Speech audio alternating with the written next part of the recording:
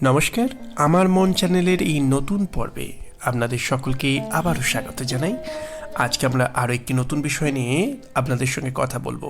আজকের বিষয় panic attack কী। হ্যাঁ, প্যানিক অ্যাটাক শব্দটা আমাদের অনেকের খুব পরিচিত, অনেকের আবার একেবারেই পরিচিত নয়। কিন্তু পরিচিত নয় বলেই যে আমরা ব্যাপারটার সঙ্গে অবহিত নই বা ব্যাপারটা আমাদের জীবনে ঘটে না তা কিন্তু নয়।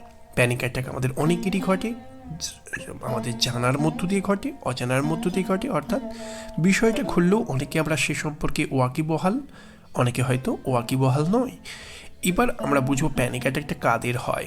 প্যানিক অ্যাটাক যে কোনো মানুষেরই হতে পারে। আমরা কোনো ডাক্তারি তত্ত্বে যাব না, আমরা খুব সহজভাবে নিজেদের মতো করে বিষয়টাকে বুঝবো যে প্যানিক অ্যাটাক ব্যাপারটা হয় তাদেরই যাদের একটু মনের সমস্যা আছে, একটু মানসিক ডিসঅর্ডার আছে, অর্থাৎ যাদের একটু মনের সমস্যা যাকে বলা যেতে পারে, অর্থাৎ মেন্টাল একটা সমস্যা কিছু থাকতে পারে, তাদেরই এগুলো হয়। অর্থাৎ যারা দীর্ঘদিন ধরে মানসিক উদ্বিগ্নতায় ভোগে, অ্যাংজাইটিতে ভোগে, তাদের ক্ষেত্রেই বা অকারণ ভয় হয়। অ্যাংজাইটি বা উদ্বিগ্নতা আর ভয় এগুলো তো সব পরস্পর সম্পৃক্ত, একে অন্যের ভাই ভাই। তো এই উদ্বিগ্নতা বা ভয়ের সমস্যা যাদের আছে, যারা যে কোনো বিষয় নিয়ে একটু ভয় পায়, মূলত তাদের ক্ষেত্রে এই প্যানিক অ্যাটাক ব্যাপারটা ঘটে থাকে। কি হয় না, প্যানিক অ্যাটাকে যে লক্ষণগুলো খুব দেখা যায়, যেগুলো হয়তো আমরা অনেকেই কখনো কখনো ফেস করেছি, হয়তো বুঝি না ব্যাপারটা কী হয়, সেটা হচ্ছে যে হঠাৎ করেই আপনার মনে হবে যে আপনার ভেতর থেকে যেন পুরো শরীরটা ঠান্ডা অবশ হয়ে আসছে, এবং তারপর আপনার বুকের কাছটাতে মনে হবে যেন একটা পেশিগুলো চাপ চাপ হয়ে যাচ্ছে, অর্থাৎ যেন সেখানটাতে কেউ একটা ধরে রেখেছে। এবং সব থেকে বড় যে বৈশিষ্ট্যটা দেখা দেবে তা হচ্ছে আপনার মধ্যে একটা অদ্ভুত ফিলিংস হবে, যে একটা দারুণ ভয়। যখনই ওটা হবে আপনি ভয় পাবেন, এবং আপনার মনে হবে আপনি নিঃশ্বাসটা নিতে পারছেন না, আপনার শ্বাস প্রশ্বাসটা ছোট ছোট হতে হতে যেন প্রায় বন্ধ হয়ে যাবে, এবং আপনার মনে হবে এক্ষুনি বোধহয় এই পৃথিবীর আলো আমার কাছে নিভে যাবে। এই যে হঠাৎ করেই আপনার দম বন্ধ হয়ে আসা, নিঃশ্বাস প্রশ্বাসটা একেবারে ছোট হতে হতে প্রায় ফুরিয়ে যাওয়া, এবং মনে হচ্ছে কেউ যেন আপনার গলাটাকে টিপে ধরেছে, আপনি এক্ষুনি মারা যাবেন, এবং বুকটার পেশিগুলো টাইট হয়ে আসছে, বোধহয় আপনার হার্ট অ্যাটাক হচ্ছে, এরকম একটা বোধ হবে আপনার সেই সময়। এটাই কিন্তু প্যানিক অ্যাটাক। প্যানিক অ্যাটাকের লক্ষণ কিন্তু এই বুকের পেশিগুলো টাইট হয়ে যাওয়া, নিঃশ্বাস প্রশ্বাস নিতে না পারা, দম বন্ধ হয়ে আসা, এবং বোধ হয় এক্ষুনি মৃত্যু হবে, এবং সেই ভয় আপনাকে যখন টোটাল গ্রাস করবে, তখন আপনি মনে করবেন এটা কিন্তু প্যানিক অ্যাটাক। যাদের মনের সমস্যা আছে, যারা একটুতেই ভয় পায় যে কোনো বিষয় নিয়ে বা কোনো জায়গায় যেতে ভয় পায়, তাদের কিন্তু এই ব্যাপারগুলো ঘটে। উঁচু জায়গায় যেতে কেউ ভয় পায়, কেউ ভিড়ের মধ্যে ভয় পায়, তাদের ক্ষেত্রে কিন্তু এই প্যানিক অ্যাটাকগুলো খুব ঘটে। এবং এই প্যানিক অ্যাটাক সম্পর্কে আমরা অনেকে না জেনে হয়তো এগুলো হয় আমাদের, আমরা সেটা না জেনে অনেক সময় শারীরিক ডাক্তার দেখিয়ে সেটার একটা চিকিৎসা করাই।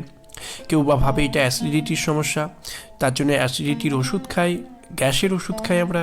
কিংবা অনেক সময় আমরা কি করি, আমরা বলা যেতে পারে যে প্যানিক অ্যাটাকের সময় আমাদের বুকে, মানে আমাদের হৃৎপিণ্ডটা অত্যন্ত বেশি বেশি করে সেই সময়, মানে বুক ধড়ফড় যাকে করে বলা যায়, এবং সেটা থেকে আমরা ভাবে একটা হার্টের সমস্যা হয়েছে আমার। কিন্তু এইগুলো ডাক্তাররা বোঝেন ভালো করে, কিন্তু আমরা যে কথা বলবো যে এই সমস্যাগুলো কিন্তু হয় প্যানিক অ্যাটাকের মধ্যে, এইগুলো আসে, এবং আমরা অনেক ক্ষেত্রেই কোনো শারীরিক ট্রিটমেন্ট করিয়ে বা প্রেশারটা একটু দেখিয়ে নিজেকে সুস্থ করবার চেষ্টা করি, কিন্তু সমস্যার জটটা রয়ে যায় মনে। এখন তাহলে আমরা প্যানিক অ্যাটাক থেকে কীভাবে বেরোবো? প্যানিক অ্যাটাক থেকে বেরোনোর সব থেকে ভালো যে কার্যকরী উপায়, তা হচ্ছে আপনাকে এটা নিয়ে একটু বুঝতে হবে যে এটা একটা প্যানিক অ্যাটাক, অর্থাৎ মনের ভয়। মনের যখন ভয়, মন সে তো সবসময়, মন ব্যাপারটাই সবসময় একটা ইমেজিনেশনের জগতে থাকে। মন কখনোই খুব একটা বাস্তব নিয়ে থাকে না। বাস্তবে যেটা থাকে তাকে আমরা বলতে পারি মনেরই একটা অংশ, কনসাসনেস, অর্থাৎ একটা বলা যেতে পারে সচেতন সত্তা নিয়ে সব কিছুকে পর্যবেক্ষণ করা, একটা অবজারভার, একটা তোমার মধ্যে কাজ করা বা আপনার মধ্যে কাজ করানো। কিন্তু আমরা অবজারভার হয়ে এই জগৎটাকে দেখি না। অবজারভার যদি হতে পারি, কনসাসনেস নিয়ে যদি বাঁচতে পারি, তাহলে কিন্তু আমাদের কাছে বর্তমানটা গুরুত্ব পায়। আর বর্তমান গুরুত্ব পেলে কখনো মনের সমস্যা বা এই প্যানিক অ্যাটাক হতে পারে না। কিন্তু আমরা সবসময় মনের জগতে থাকি, আর মন সে কোনো অতীতের ঘটনা যা সে ভুল করে ফেলেছে কিছু একটা, কিংবা ভবিষ্যতে তার কি হবে, এই ভাবনা নিয়ে যখন ব্যস্ত থাকে, তখনই একের পর এক নেগেটিভ চিন্তা আস্তে আস্তে আস্তে আস্তে তার মনের মধ্যে এমন একটা কেমিক্যাল ক্ষরণ করে, যে কেমিক্যাল ক্ষরণের ফলে তার মানসিক যে কেমিক্যালের যে ব্যালেন্স সেটা নষ্ট হয়, এবং তখনই কিন্তু এই ধরনের ঘটনাগুলো ঘটে যাওয়ার চান্স থাকে।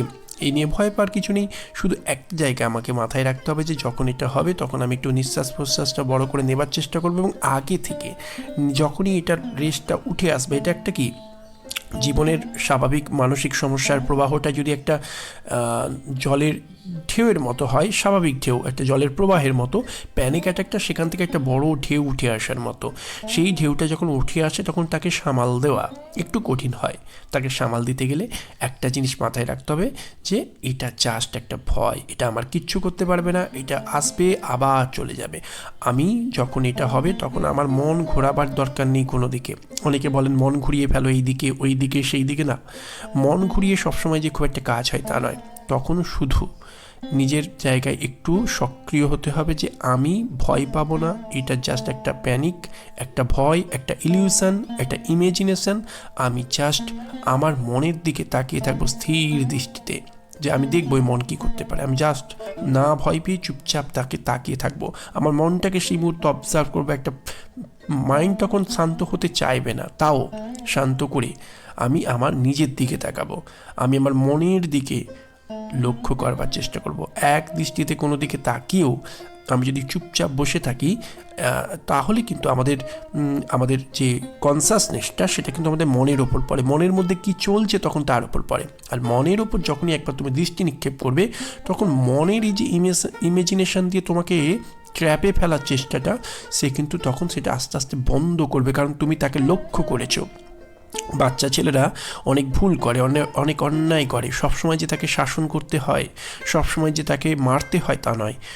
একবার যদি তার দিকে তাকিয়ে থাকো, যে তার গতিবিধিকে তুমি লক্ষ্য করো, তাহলে সে বুঝতে পারে যে আমাকে লক্ষ্য করছে, আমাকে আর ভুল করলে চলবে না।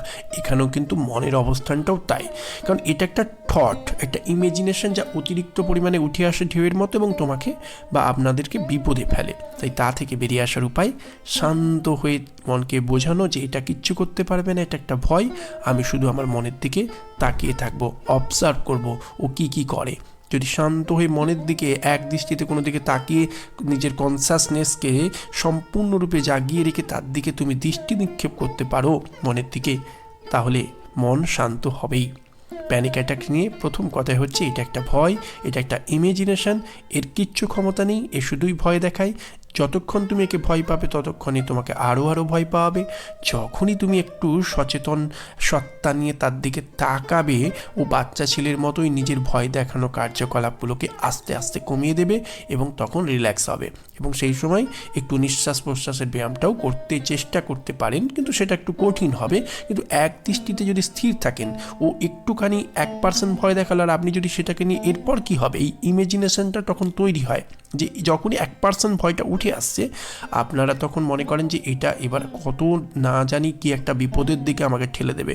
এই যে আপনার বা তোমাদের তখন ভবিষ্যৎ নিয়ে এরপর কিছু একটা ঘটে যাবে, এই ইমেজিনেশন অর্থাৎ ভবিষ্যৎ নিয়ে এই ইমেজিনেশনটাই কিন্তু তোমাকে আরও বেশি ওই 1%টাকে 10% করে দেয়। কিন্তু সেই ইমেজিনেশনটাকে যদি স্টপ করে রাখা যায়, ওই 1%ই দাঁড়িয়ে থাকবে, এবং ওর দিকে স্থির দৃষ্টিতে তাকিয়ে থাকলে ও আস্তে আস্তে নিজেকে নিয়ন্ত্রণ করবে।